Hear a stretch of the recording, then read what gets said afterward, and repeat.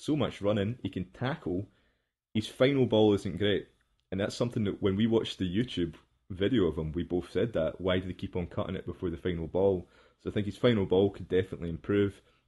However, he's just so rapid. You know what I mean? He is Yeah, an effective football yeah, player. What do you make yeah. of him anyway? Skepovic's goal, he's the one who won the foul at the edge of the box that Stokes had the assist on.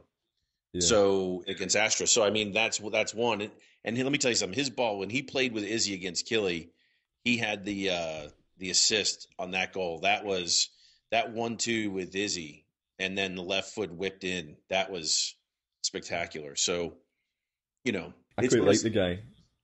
yeah. I've He been just told today that. he wants he almost like he doesn't want to shoot today. Today he had a couple chances to go ahead and one touch it and he didn't, which surprised me because his goal against Salzburg, he didn't even think about it. He just hit it left footed and Yeah, went in. So I don't know. It's just kind of weird. But I'm beginning to he's beginning to grow on me. But once again, it's all about his pace to make someone make a mistake. I don't know. Did you hear? I think on the Homeboys, he said that his buyout clause for future transfer fees like 5 million or something like that. If that's true, we're never going to get him. I've got a feeling Wakaso is a bit of a rental player. That's going to be it for us. But I don't know if it was a bit less than that. Maybe I mean 2 million quid at the moment. I'd maybe consider buying him, but anything more than that, no chance whatsoever. But No, I don't see it. uh, out of him and Tonev, I mean, not really seen anything from Tonev. However, I felt that Tonev, I think was it the Astra game Tonev came on? He looked a little bit better, but still not enough from Yeah, him at all. But Wakasos yeah. looks like he's coming onto a game, and I think a run in the team will really help him develop. Another guy, Skipovic. What are your thoughts on him? I tell you what, I had the bet on for Celtic -1 and Celtic -2 against Astra, and he cost me quite a bit of money. So I mean, he had 4 or 5 chances, and I mean, he missed 3 or 4 chances right in front of me. I literally could have reached out and shook him by the neck and said, "What the hell's wrong with you?" And I mean, man, There we are, killing though. me. He didn't But shy away from it. He didn't shy away. well, shit. I mean, if you get 10 chances, you got to knock one in. Yeah. Ugh. But I don't know, I some mean, players, especially centre forwards, they do hide from it after they've missed a couple, and he didn't. I think that's the he sign of a good didn't. striker. He didn't, and he scored it against Kelly, and he scored against Kelly, and that was nice. His headed goal was great. That's exactly what we need. Yeah, yeah, exactly. That was a good goal. The two of them. So I I tell mean, you I'm why okay. No, the not the two of them. The one from Akasa was a right-footed chip back across the face of the goal. But I'm okay with him right now, only because I don't see him doing all that much. To be honest with you, as long as Guidetti keeps knocking him in, it's going to be Stokes or Griffiths in that whole spot, or maybe even Commons to some extent, and playing somewhere in there. But Skepovic, I don't see it happening. The only games he's going to get right now, or if we play two up front in a cup match, or if we're playing in the next two games against. So we got 3 more games in Europa. He'll play in those 3 games, but after that, he's gonna. It's Guidetti might have to hit a cold streak, and then we'll switch it up. But I don't see him nosing in front of Guidetti right now. Yeah. No, I think you're right. I think Guidetti's going to be the man. He's going to be the centrepiece of the attack. So it's going to be hard for Skepovic to get him out of the way. Hey, so, Maybe play as speaking a of pair together. Guidetti, let me ask you a quick question. When you what I don't I'm going to ask you what you've heard versus what I've heard and what I've read about Manchester City wanting 5 million pounds for him. Well, this was actually my worst thing of the week on the internet. The concept that the paper talk of the Daily Record, who wrote this, said that Man City might demand 5 million for him in at Christmas. That's the stupidest thing I've ever heard in my life. It makes But here's the absolutely thing: no sense. I don't know if it's true, and if someone wants to email us and let us know if this is true or not, I've read this on 2 or 3 different places. Apparently, he's been with City since he was 16. Is that right? Yeah. However, if what you're going to say is the development fee, is that what you're talking about? Yeah, there's because he's a homegrown player that they can still demand. They don't have They to let can't. him go for They, free no. because he's under Doctor 24 years J, old. Doctor J, Doctor J. Right. Let me finish this. Right. the official word is, right, see if you get another player from another team that you've developed from the age of 16 years on, you have to pay a development fee. Development fees are usually about £300,000, to be quite honest with you, right? So it's not 5 million at all. Secondly, it only applies if you take a player from another, the same division you're in. So Celtic shouldn't have to pay that because he's in England, as far as I'm Oh, aware. beautiful. So we shouldn't have to pay that. But anyway, if you did have to pay a development fee, there's no way they could possibly ask for 5 million. It'll be under £1 million. Well, the reason I was asking still. was didn't Chelsea have to pay us something for that kid that went down there? No, I don't think we. Did they pay us anything? No, I don't think we got anything. No. Okay, They I might forget have. the kid's name. However, the development fee, the concept of a development fee, okay, I can understand that. There's a possibility you might have to pay something. I don't know the legal ramifications of that. The £5 million is absolute nonsense. That is absolute pish.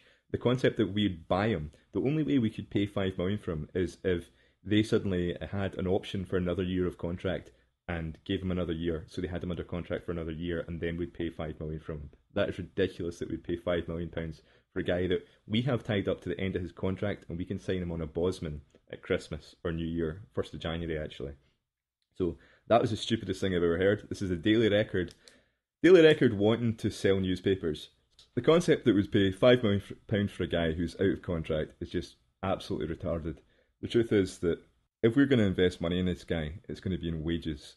If we pay a development fee, okay, we'll pay a development fee, but that'll be about £1 million at the most, probably about £300,000.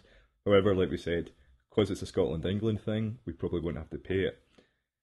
Makes me happy. Yeah, if we're going to put out money for Guidetti, it's going to be on, he's going to want 27 grand a week, or something like that, 30 grand a week.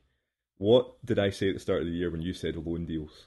I said we should find guys in the last year of their contract and offer them bigger wages, pay them the wages, and spread the cost out over the next 4 years.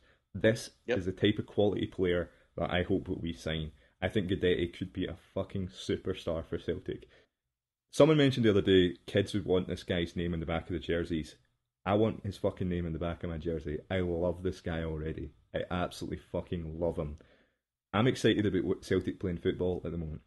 One of the major reasons is that we've got a striker that I like. We've got a striker that's playing well, a striker that's scoring goals, a striker that understands the fans. He's throwing his jersey to the Green Brigade. He seems to be enjoying football. When he comes off the field, big smile on his face, applauding the fans. I fucking love this guy. I hope we sign him. I hope we sign him for a 4-year deal, and I hope we build a team around him. That's my. You know what's funny? You remember when he had that free kick for the under 21s for Sweden, and we were comparing that versus other goal. Like, was that a good goal or was it was when someone said it didn't count because it was in an under 21s game? Yes, exactly. What was it? Goal? Him or what's his face? He's already been forgotten. The kid that went to Belgium, not Tony Watt. The other. No. Amito Balde's goal, his 40-yard. 40-yard lob. What was we had the question? Which one was the better goal? Well, I haven't heard any more of Amito Balde, but this kid has had 3 or 4 free kick goals already.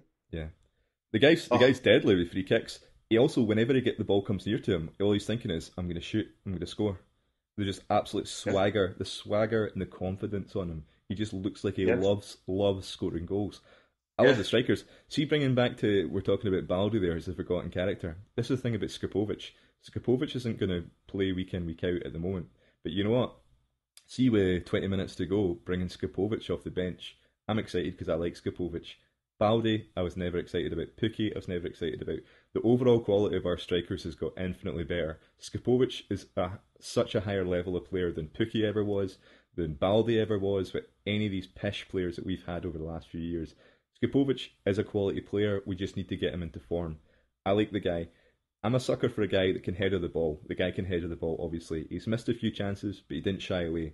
I've also got a soft spot for him because I think he was mistreated when he came to Celtic initially, with a lot of the fans being like, "Oh, get him to Falk, he didn't want to come to us." That's absolutely pish. Right. I've heard some guys say utter nonsense about the guy. "Oh, he didn't want to come, he said this, he's disrespected the club." He didn't. I sat and watched his press conference when he signed for Celtic. He was absolutely respectful to Celtic when he came here. He got offered a contract elsewhere and he thought he was going there. So fuck everybody that gives the guy a hard time. He's a quality player. hopefully he'll get a run in the team, and he's something that we don't have, which is a guy that can header the ball. I think Guidetti can probably header the ball, but not to the extent of a 6'2" striker, Skipovic. Hopefully this guy's going to do well for us in some capacity. Yeah. I think Guidetti will be the man though. And I think that team's big. I mean, it looks like they're beginning to gel. It really does. It looks like they're beginning to come together as a team. There was upheaval. Yes, there was change.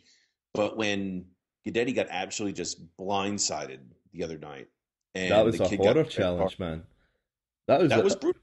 Career-ending challenge. Yeah.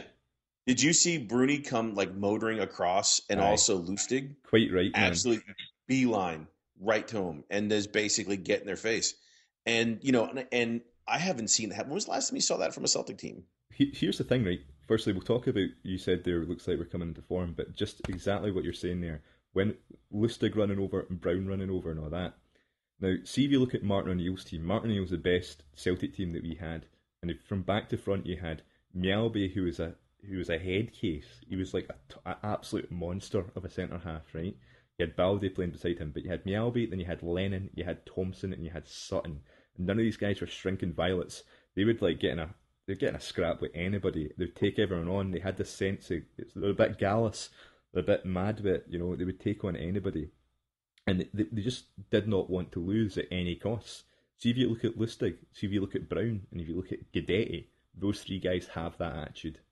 And I love that. I love the fact that those three guys, I think Johansson might have that in a kind of some small capacity, although he's not much of a physical player. See if we get these guys playing together in a team and a run, I reckon we could be unstoppable. Like, really, really good football team. We have the potential to be here. And I think we are turning the corner. I mean, am I getting ahead of myself, or? No. I think back to remember Big Dan the Destroyer Mostrovic? Yep. Yeah, he's basically the SS Titanic. Yeah. In the middle of the field. I mean, he had the turning circle of the Titanic anyway. That's for sure. Remember when he had his eye bashed in and his eye socket basically crushed? Yeah. He went up for a header. He got absolutely just blown up. Yeah. I didn't see anybody run to his defense. No. I mean, that was the most gruesome thing I've seen, to see the guy's orbital bone just absolutely just smashed in like you were bending in a empty soda can. And no one went over to him, and no one went over and said a word to this guy, even though he came in head first and blew him up. So I mean, I think back to issues like that, and I don't hear anything, and don't see anything. And now this happens, and Lustig and Brown just come motoring over, and bent about it, and that's something that I can be galvanizing. And looking at it from a fan's perspective, that's something. I mean, if it was my teammate, I probably would have gotten red carded after taking someone out. It'd have been a bad news bear situation. Have you ever read Chris Sutton's autobiography? No. Right, Chris Sutton's obviously not very popular with Celtic fans at the minute because he's given us pelters in the media. I think it's because, as far as I know, Chris Sutton went bankrupt and he's in need of money. I may be wrong about that, but that's what I heard. So I reckon he's given all these, trying to make a living out of slagging off Celtic at the moment, which I don't really agree with, but then again, whatever. But in Sutton's biography, he tells a story about Stan Petrov was a mouthy character as well. Baldy and him were arguing, and Stan Petrov's going mental at halftime, shouting and slagging off Baldy, saying like you fucked up there, etc., etc. It gets a bit heated, and then Baldy's about to fucking lynch Petrov. And Sutton tries to get in the way, and Sutton's a big boy. And Baldy just picked up Sutton and launched him across the room. And he said that's how strong Bobo Baldy was. He was just like an absolute monster. And Chris Sutton could take... Big guy. Chris Sutton could take me. I always remember, was it Beckham that punched Sutton in the chest and Sutton just laughed? Like, during the game. I mean, he was a big physical unit. I mean, guys like Hartson as well, where I don't think... The strength of character in that team, of the desire to win football games, was in Petrov, was in Baldy, was in Hartson, within Sutton. I don't think it's been there in recent Celtic teams. I think it was in the manager, Neil Lennon. I don't think it was in every Celtic player that went out there. I don't think that we had... Yeah, I don't think the Keesong Youngs of the world, although a talented football players, I don't think that they didn't have the Roy Aitken mentality, the Tommy Burnses, that kind of just stood up and went, right guys, let's get this done. I think Lustig's that type of player. I think Brown's that type of player. Guidetti